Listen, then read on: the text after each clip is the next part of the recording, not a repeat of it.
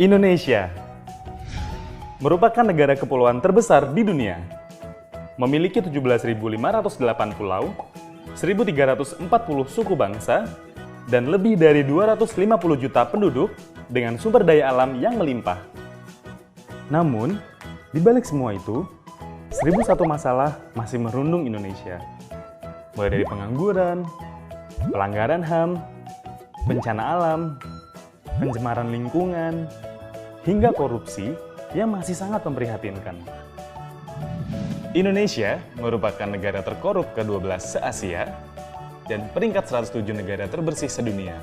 Sedangkan negara tetangga, Singapura, nyaris tak pernah absen dari daftar 10 besar negara terbersih di dunia.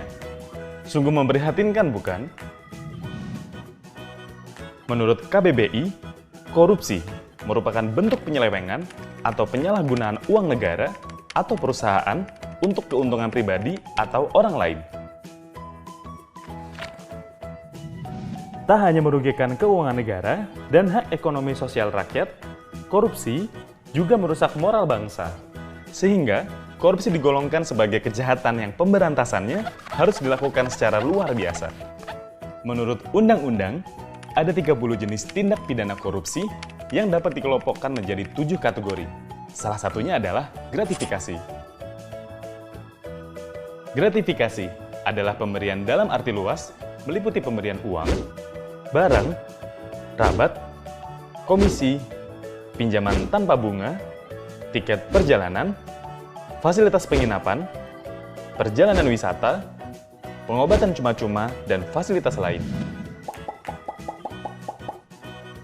Pihak penerima yang dianggap melakukan praktik gratifikasi adalah pegawai negeri atau penyelenggara negara apabila berhubungan dengan jabatannya dan berlawanan dengan kewajiban atau tugasnya. Contoh gratifikasi misalnya, pemberian hadiah oleh pengusaha kepada pejabat negara atau PNS dengan tujuan agar dipermudah izin usahanya, atau pemberian uang kepada penyelenggara negara atau PNS saat mengurus KTP atau surat pindah.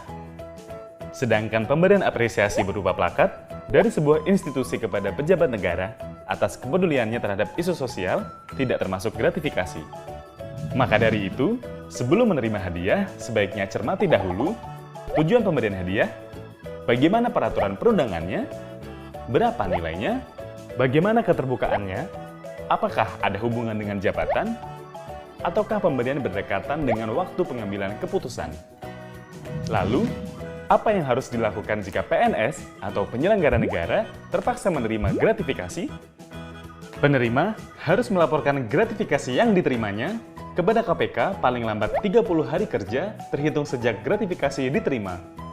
Sanksi bagi pegawai negeri atau penyelenggara negara yang terbukti melakukan tindak gratifikasi adalah pidana penjara, paling singkat 4 tahun dan paling lama 20 tahun, serta denda paling sedikit 200 juta dan paling banyak 1 miliar. Nah, sekarang coba bayangkan apa yang terjadi jika praktik gratifikasi terus dilakukan. Pasti akan ada banyak sekali biaya yang semestinya tidak Anda keluarkan saat harus mengurus segala administrasi perizinan, seperti mengurus akte kelahiran, KTP, surat domisili, mengurus STNK, SIM, paspor, hingga ketika mengurus surat keterangan kematian.